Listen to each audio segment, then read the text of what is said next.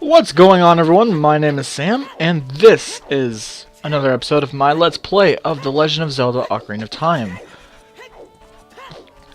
I don't know what to say. I like this place, I'll say that much. And the video just cuts out right there, about 18 minutes in. Minutes? Seconds. I'm sorry. All the time traveling I just did fried my brain. Not in this game, though, and not in real life. I was time traveling in Animal Crossing, because I am a cheating bastard. And I decided I want to cheat and get some turnips and make some money off of those turnips. So I sort of have over 4 million bells now when I started with 100,000 like 2 days ago. So that's interesting. But not like it matters. Here, we're actually going to spend 10 rupees to ride some horses. We get a minute. That's not cool with me. So I'm going to actually use the... Sorry, I am slowly dying of the throat because I got like some food stuck in there. I swear it's gonna go away. I hope. If we play the song, Epona will actually come over to us. And look, Epona, it's so pretty. I'm sorry. Oh god, the shoes. I love it. I love it so much. Oh boy. And like I said, the shoes get me every time. So if we come over to this guy here. Isn't his name... I forgot what his name is. Anyways, so we have to race him 2 times. They're both pretty easy. For one thing, he'll try to like cut you off. That's not cool. What I found really works well is you wait for an opening. You can even go around the outside. But if you spam faster, the A button, you'll use carrots. That's how you go faster, but you use all the carrots, it's gone. So you want to just pull ahead and then just maintain your speed by using carrot every time a new one reappears, so that'll make sure that you stay a really good speed without getting stuck behind, or without letting him get ahead of you. So obviously the great Ganondorf wouldn't like this, because he was gonna give the horse to Ganondorf. So instead, he gets a lot more aggressive in the second race. See, he's doing the exact same thing. So, I think I actually do it right about here. I spam it to get through the inside, and then once I get ahead of him, I just maintain the speed. That's all I gotta do. It makes it really easy, and you honestly shouldn't have a problem with this race if you follow that sort of tactics. And near the end, he was starting to pull ahead, so I just used all of them. Like, I didn't really need to worry about it, so pretty easy. That's all we had to do here. Like, there's some other stuff I think we could do, but... I just really need to get Epona, because Epona is necessary to actually do the next section. Well, actually, beat the game, you know, in general. But Epona is our little horsey, a nice little horsey. We actually could have gotten this horse as soon as before the the Forest Temple. But I didn't care that much about it. So didn't bother. Anyways, he locked us in, so we're gonna become badass and jump out. I love this. I feel like we're missing music there, but... Well, there's music there, but, like, not before, which is really awkward. Anyways, if you take Epona over to the west side of Hyrule field, you actually get to a deserty part. And this is a section of the game we have never seen before. And we're only going to see it once, because I don't care. I'm only doing the necessary stuff. So, Gerudo Valley is where we're headed. And the only way to get across the broken bridge is, of course, you'd guess it, Epona. I mean, I think you might be able to use a long shot, but you need Epona. Also, Epona's cool. I don't know if you know... I don't know if you actually need her, but it's nice to have her. Okay, that's all I could say. So this entire episode is going to be devoted to the Light Temple, as well as any assorted activities to the Light Temple. One of those activities being Gerudo's Fortress. Gerudo's Fortress is a bunch of bullshit. That's all I can say, to be honest. So, real quick, I want you to just admire this quick little edit I made right here as he gets off the horse. I think it's quite beautiful. Oh yeah. Sorry. Just tune my own horn there. I really like that edit. Anyways, so once you're seen by any of the guards, they will throw you in jail. Ah, that would have hurt. Right on the face. So they tell you to get in there and keep quiet. Well, for whatever reason, they threw you in jail, but they let you keep all your stuff. So all you gotta do is hook shot, or long shot, I guess, your way out, and you're good. That's all you gotta do. Here in Gerudo Fortress, there are 4 different... 4? I think there's a total of 4. Yeah, 4 different carpenters. Yeah, see? So this guy's like, oh, wow, you made past the guards? My fellow carpenters are imprisoned here. If you get us out, we'll repay the favor. They repay the favor by rebuilding the bridge. We don't really care. If we free all of them, then we'll actually get a reward and be able to progress through the game. So the guards that will pop up every time you try to, like, basically these these guards pop up to fight you. Think of them as Wolfos. They have just about the same moveset. Maybe it's not the Wolfos that they have the same moveset, but it's one of those. It's either Wolfos or the Stalfors or something like that. But anyways, it's really, really easy to beat them with spinning attacks. You don't see it, but in a later fight, I actually just spin and get them stuck into a corner, and I just spun and spun, like, and they weren't able to attack me at all. So he's Ichiro the Carpenter. There's 4 total carpenters. I'm only going to show you the first one here, and then the other 3. Gerudo's Fortress is very, very annoying. I spent over an hour here. So, of course, we're going to skip all of it and just release all of the carpenters. 'Cause honestly, that's all that matters here. Yeah, there's no Splinter Cell sort of sneaking around. It's sort of boring. But anyways, this chick here, she's seen our fine work. She's seen how we've gotten past the guards. We have pretty good thieving skills. So, of course, she's gonna do something nice for us by making us an honorary Gerudo, which is pretty awesome. Anyways, Naburu, there you go. Second in command to Ganondorf. What? But she's not actually evil. He is. They explain that a little bit more, I believe, later on. I like that, though. We don't even have to say anything. They're like, oh, you're one of us now. Take it. It's like, that's not how that works, but okay. So with this, we can go anywhere in the Gerudo Fortress without being caught. And we can go to the training ground, which, if you go to the training ground, you could actually get the ice arrow, which is really cool, and I'm not going to get it because it's not necessary, and honestly, very useless. So, because there's other stuff you could use instead. Anyways, awesome backflip. Awesome backflip. Do it. Backflip. Oh, I couldn't backflip, but tried. Anyways, so all you gotta do, once you get that little badge of honor or whatever, you basically talk to the lady up there. I was gonna say guy, but it's a lady. And then you can get into the wasteland. The wasteland is very... It's not tough to get through. It's just you gotta be careful. There is a merchant. You saw the sign too. But basically, it requires you firstly to long shot across the gap you saw before, and then you have to find this Poe with the lens of truth, and then follow it. Otherwise, I think you'll get just lost in the sand. You'll have to restart. So they take you on a very windy, zigzaggy route, which is odd, but it's the only way to actually get out of the desert. So once you do that, boom, you're here. That's all you gotta do. And this is actually the Desert Colossus, I think is the name of it. Desert Colossus, yeah. And unfortunately, it's not Shadow the Colossus, which would have been really cool, but it's actually just the home of the next temple, which is actually the Spirit Temple. This place is very brown, but I think they actually do a very good job of mixing up the colors, so it doesn't feel like it's just brown. Anyways, these assholes that are around us, I don't like them. They appear from the sand, and they'll spin after you, and they sound annoying, and they're annoying, and I don't like them.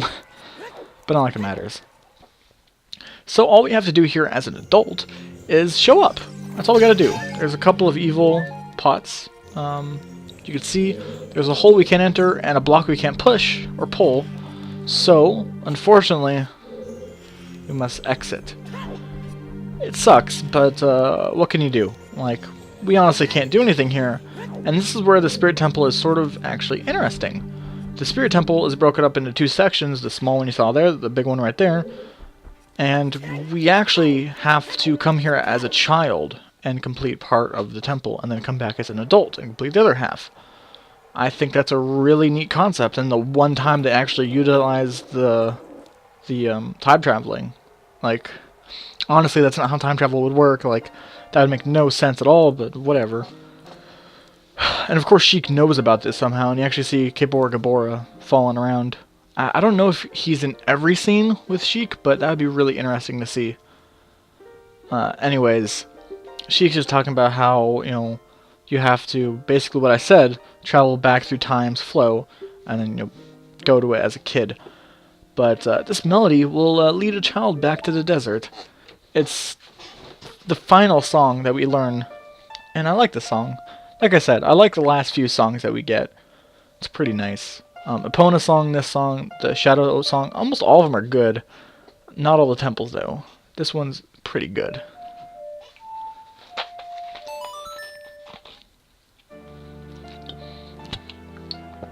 Oh, look. There he is.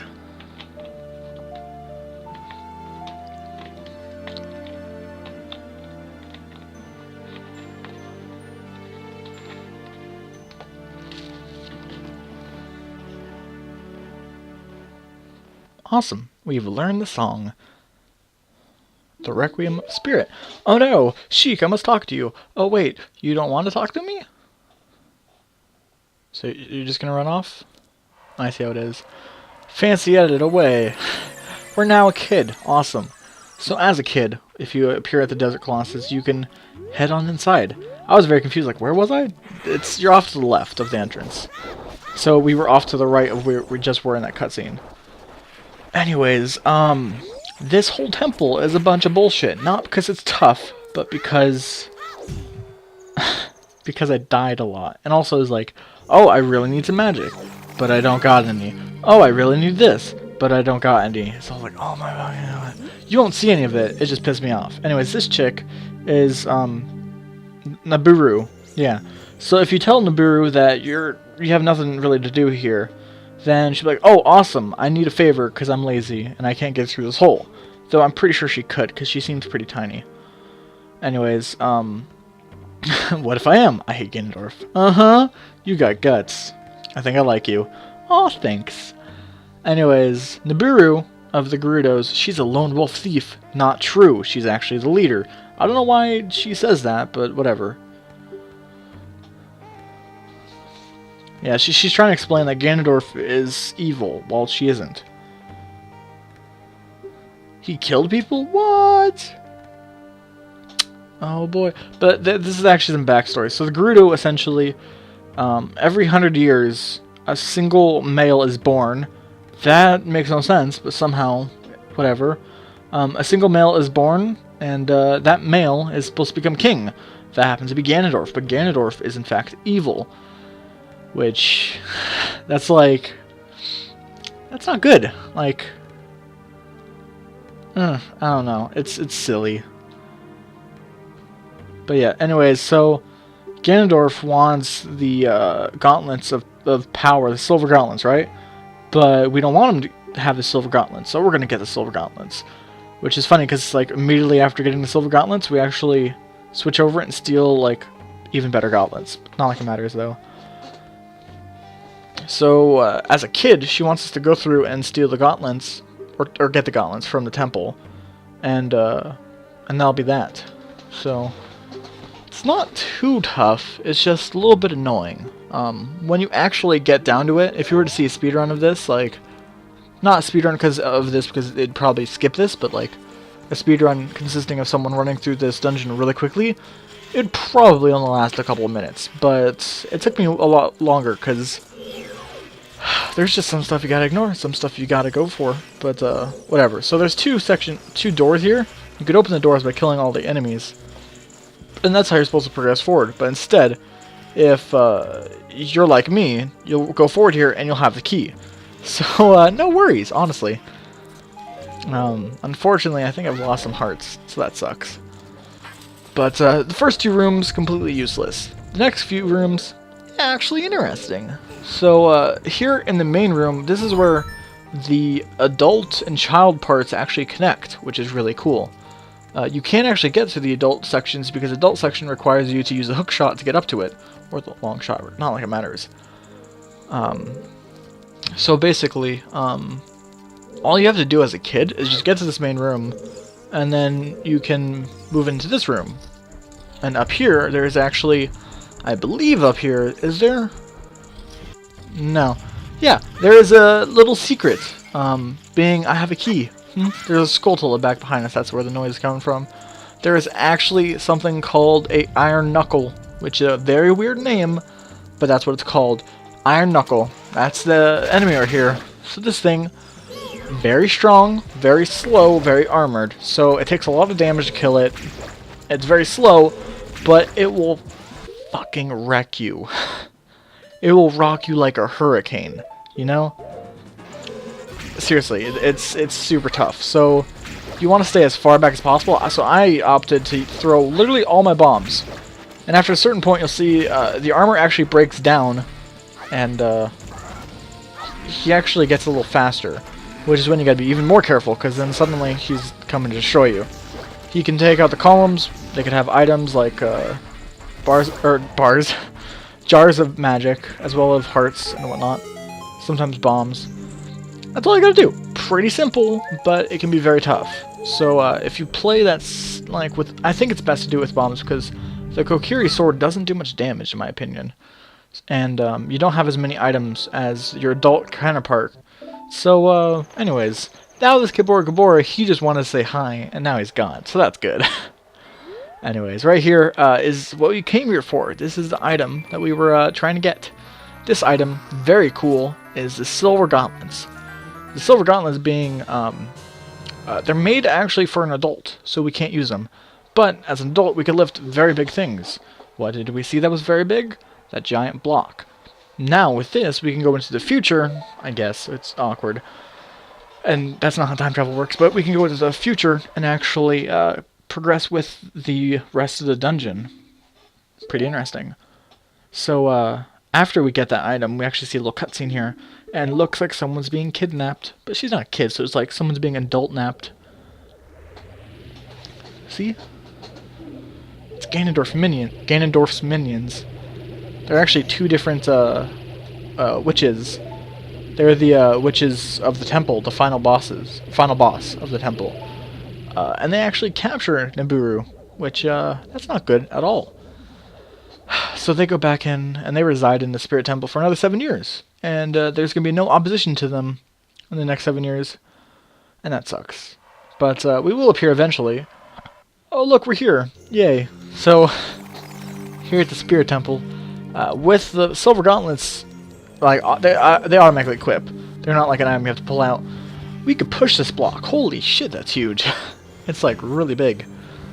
So that's all we needed, and now, as an adult, we can progress forward and actually get some work done. You know, we could check some stuff out. So, don't be fooled here. You have to hit the switch up above. That's how you actually do anything. But, yeah, bomb chews. I think I actually skipped over that. That's a thing you get in the kid version of the temple. They're basically just bombs, but they're based off of a enemy called a bomb chew. Bomb chews being like rat things. Basically, they run after you and then they explode. Bomb chews do the same thing. They will move forward and then explode. Basically, they could run up walls. They could run up just about anything. So you could use them to hit stuff you usually wouldn't be able to. So very interesting, very underused because you get them at the very last temple. That's unfortunate. But anyways, here I'm like, wait a second, I have the hover boots! And then I just use them. Who needs actual platforming?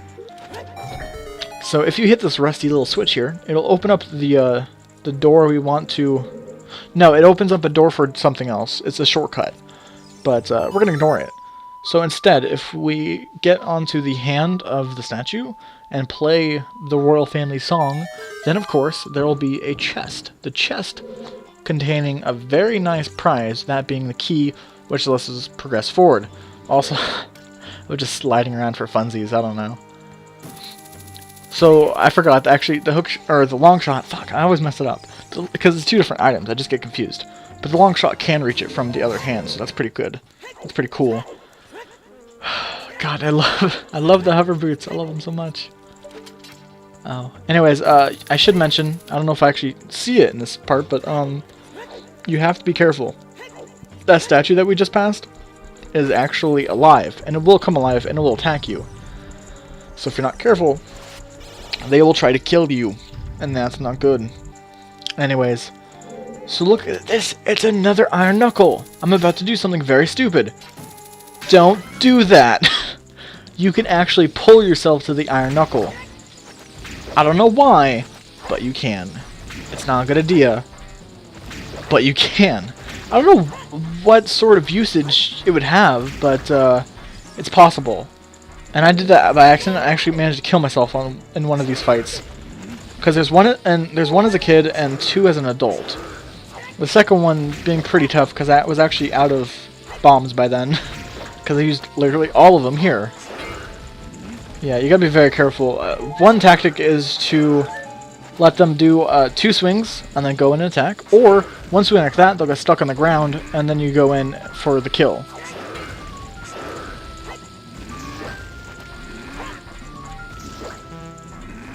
I think I actually have to use a sword here, don't I? Oh, I use some jump slashes. Jump slash is pretty good because you can wait for the 2 like that, jump slash, and then backflip out of it. Really easy. It's more fun to actually use bombs, but you could do other methods too. Anyways, once you actually defeat that iron knuckle, look where we are. We're on the outside, and somehow a chest appears. I don't get how that makes any sense. But we're on the outside on the opposite part. From where we got the silver gauntlets. Here, we got the mirror shield. Ooh, the mirror shield is pretty neato.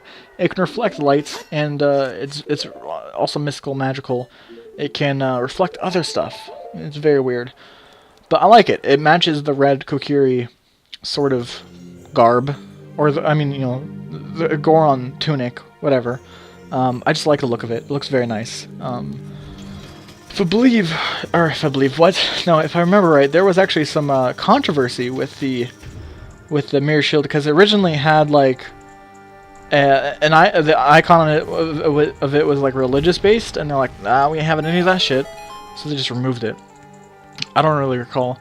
Anyways, a little bit of secreting done, and we'll actually drop here in front of the face of the statue from before, and if you shine the mirror or the sun onto it using the mirror shield, then shit just explodes, and you actually can progress forward to the final boss of this temple. What? Just kidding. It's not actually the final boss, but it's sort of the final boss. So look who it is.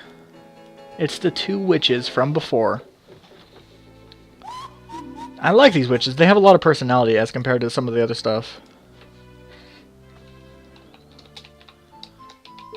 And by other stuff, I mean other bosses, because they're actual characters. Like, I mean, the Dongo, not much of a character. He doesn't talk. The Water Temple boss, not much of a character. Neither is Volvagia. Neither is Bongo. Neither is I'm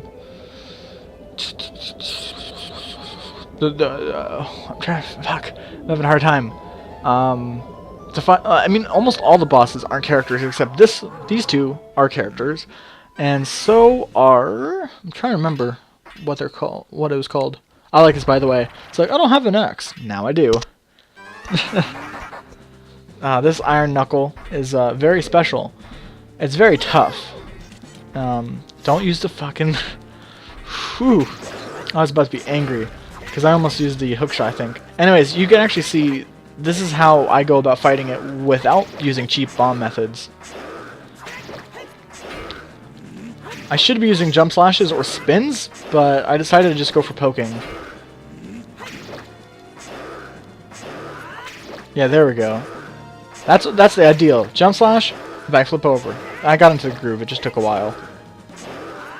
So this way, it's really easy to take out this little mini boss. Which is weird, because we actually have a few of these. This one's supposed to be tougher, but... Oh my god, who is it? That's right. It's actually Nibiru. She has been under the control of the witches for a while now. And we just defeated her in battle, which is really cool. So the spell has been broken. So she's actually free for like 5 seconds total. That really sucks. But once you actually help her out and free her, they're going to take her back. I mean, what can you do? Basically, they're forcing her to essentially help Ganondorf, which is a real big no-no because she doesn't like Ganondorf. Fucking Ganondorf, really? She doesn't like Ganondorf, and she doesn't agree with what he does. So that's really sucky. That actually reminded me of like basically being trapped inside of a what do you call it? Inside of a suit of armor. It reminds me of being like a Cyberman or something like that. Very creepy. Cyberman from Doctor Who, if you don't know. But not like it matters. So here we are, final boss. Let's do this. Oh, I mean, not final boss of the game. That'd be silly. Final boss of this part. This boss is pretty interesting. Again, I like it because they actually use an interesting concept. The last one was also sort of interesting. So this one, there's 2 witches. All right, there's the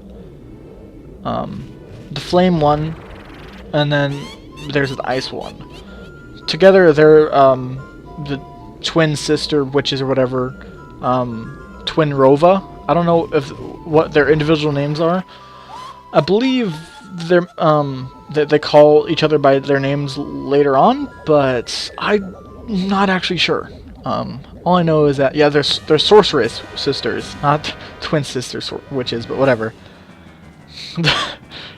Oh god, I just got flashbacks of when I saw Twitches, the twin witches from Disney Channel.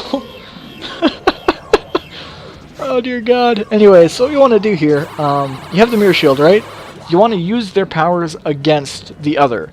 So whenever the flame one attacks, target the ice one, use your shield, and it'll redirect the attack. So you essentially use it against them, and that's a really cool concept. I love it. It's tough to actually do properly. I actually was looking at a guide for this, and they recommended not Z-targeting, but I found Z-targeting makes it so much easier. But anyways, for the most part, you want to stand in the corner so you can get a good angle, and then just do this. See? It works perfectly.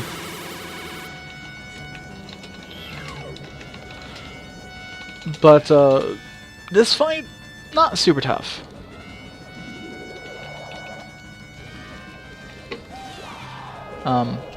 Really, you gotta be careful of when their attacks miss you, because when they miss you, they could hit the ground, they could light up on fire, not good stuff. So that is actually really tough. So for the most part, if you aren't gonna have it hit your shield, you should probably just duck out of there in general. And as this is one of the situations where she actually flies in, and I got really lucky there. But regardless, oh yeah, so Kotake and Kume. There you go. Double dynamite attack. I love it.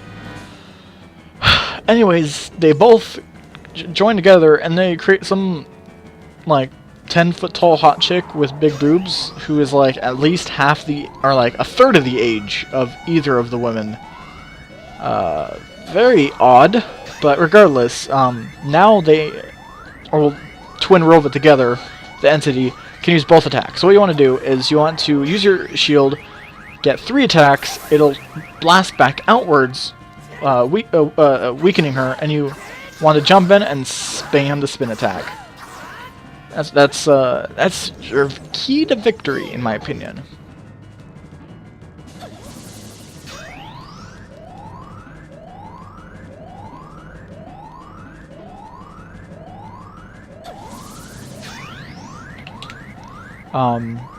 The only real tough part about this section is the fact that you gotta be careful, because if you're holding, let's say, fire, and then she uses an ice, and you actually get hit by it on your shield, you won't take damage, it'll just negate out what you've been collecting.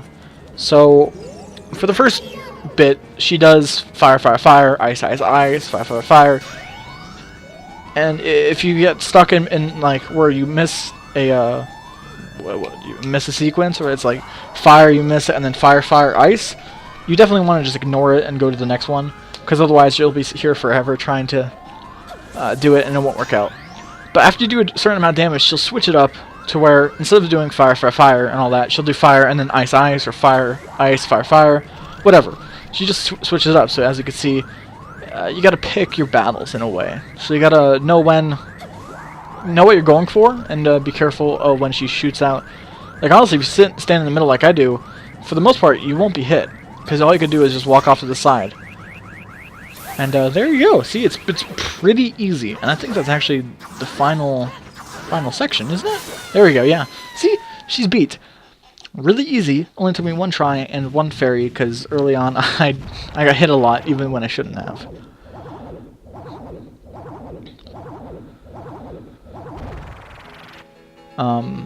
I love it. So I'm actually gonna let them talk, because this conversation you should definitely read yourself and listen, because it's hilarious.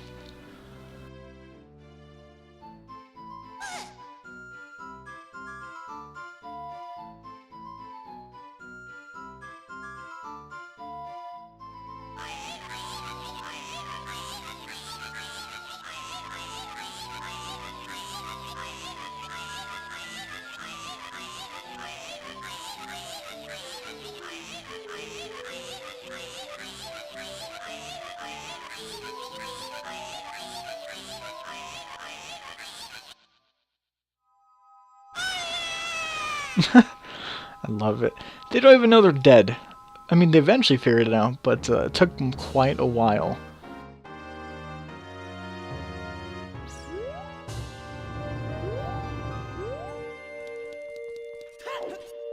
So, ow, jeez. Smacked my finger against the mic.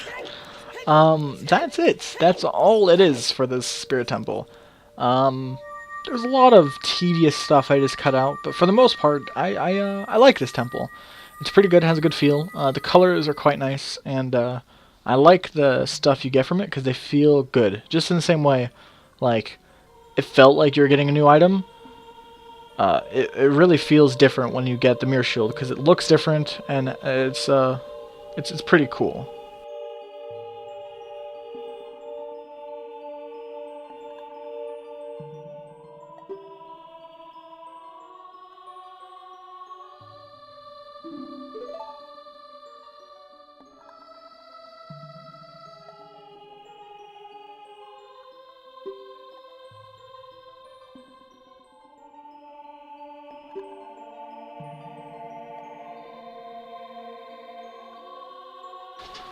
Oh, Nibiru, we knew you for like 3 things of dialogue. But anyway, she is actually the spirit sage. Which is weird because there's already a light sage. Don't know how that works. Because if you think about it, there's basically fire, grass, water, light, spirit, shadow. What the fuck? That's not how that works. That makes no sense. I don't know. It's definitely odd. Like if you're trying to equate it to Pokemon, I guess the light sage would be the normal type, and this one would be the psychic type, or vice versa. Not like it matters. But anyways, we get essentially the light medallion again, but a slightly different color. Which is very cool, yo. You know, we finally got the spirit medallion. So now, actually, we could beat the game. And that's going to take 2 episodes because it's actually quite a good deal of content. And I can't really skip much of it because it's actually pretty good. Oh, if only I knew you'd become such a handsome man. That's so nice. Anyways, I always thought that the sages died when they became sages. I thought that was the whole thing, but I guess not. Not like it matters, really. So after we get all the medallions, Rauru, whatever his name is, the sage, will appear and tell us, hey, it's time, you can beat the game. So, awesome. That's what we're going to be doing in the next couple episodes.